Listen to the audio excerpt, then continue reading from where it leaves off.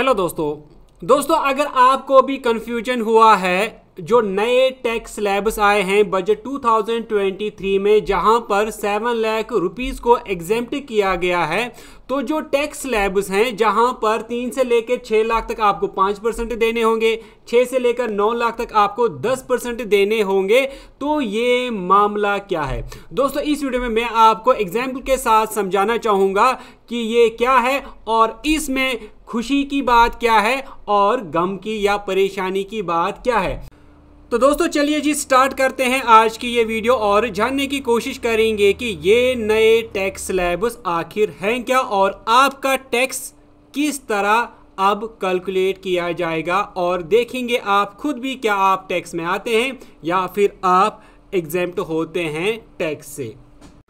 तो दोस्तों बजट 2023 के मुताबिक, जिसको आज पार्लियामेंट में इंडिया की फाइनेंस मिनिस्टर निर्मला सीतारमण ने पेश किया, इस बजट के मुताबिक जिन लोगों की एनुअल इनकम 7 लाख तक होगी उनको 100% रिबेट दिया जा रहा है, यानी उनको किसी भी तरह की कोई इनकम टैक्स जो है वो पे नहीं करना होगा।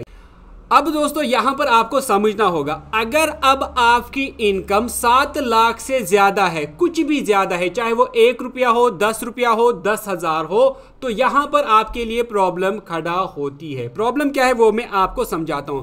फॉर एग्जाम्पल, अगर आपकी इनकम 7 लाख और 10,000 है, तो यहां पर आपकी इनकम 7 लाख से अबव हो जाती है और इस सूरत में आप पर ये टैक्स स्लैब जो हैं ये एप्लीकेबल हो जाते हैं।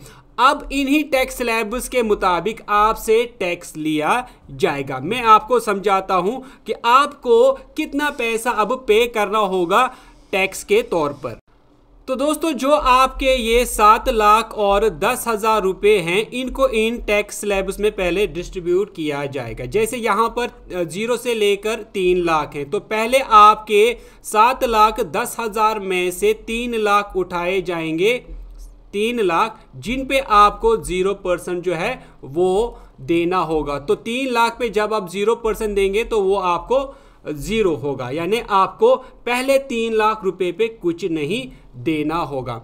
उसके बाद इन 7 लाख 10,000 में से 4 लाख 10,000 आपके बचते हैं। इन 4 लाख 10,000 में से फिर से 3 से लेकर 6 लाख, यानी ये बनते हैं कुल 3 लाख।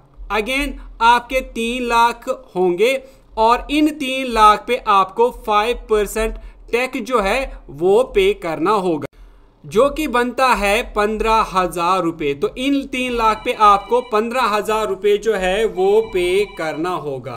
इस तरह ये अभी तक आपके बन गए 6 लाख, बचा आपका 7 लाख 10,000 में से अब 1,10,000, तो वो इस वाले स्लैब में आएगा, यानी 6 से लेकर 9 लाख के स्लैब में आएगा। तो यहां पर आपका ये जो 1,10,000 रुपये है, इस पे आपको 10% जो है वो टैक्स पे करना होगा। जब आप कैलकुलेट करेंगे तो ये 1,10,000 रुपये पे आपको 10% के हिसाब से जब टैक्स लगेगा तो वो आपका 11,000 रुपये बनेगा। तो इस तरह जो आपको इन 7,10,000 रुपये पे जो आपको टैक्स लगेगा वो कुल मिला के आपको 26,000 जो है वो टैक्स आपको पे करना होगा। इसी तरह अगर किसी की इनकम 12 लाख तक है तो उस पे नेक्स्ट स्लैब भी आएगा, किसी की 12 लाख से लेकर 15 लाख तक है तो उसको उसी हिसाब से फिर आगे जो स्लैब्स हैं कैलकुलेशन करनी होगी। लेकिन इससे पहले जो टैक्स रेट्स थे या टैक्स स्लैब्स थे, वहां पर 0 से लेकर 5 लाख तक आपको कोई भी तरह का जो पैसा है टैक्स में नहीं देना पड़ता था। आप 0 से लेकर 5 लाख तक बिल्कुल एग्जेम्प्ट थे। उसके बाद जो बाकी पैसा बचता था, ये 5 लाख को लेस करने के बाद, फॉर एग्जांपल अगर आप 6 लाख आपकी इनकम होगी तो जो आपका 1 लाख रुपये बचता था आपको सिर्फ उसी पे टैक्स पे करना पड़ता था। तो दोस्तों आई होप कि आपको समझ में आ गया होगा कि ये जो नए टैक्स स्लैब्स हैं इस पे आपको किस तरह टैक्स पे करना होगा। आप अपनी राय ज़रूर लिखें नीचे कमेंट सेक्शन में। जो नए टैक्स स्लैब्स आए हैं क्या ये लोगों के लिए अच्छे हैं या फिर ये लोगों के लिए और प्रॉब्लम्स खड़ा करने वाला है।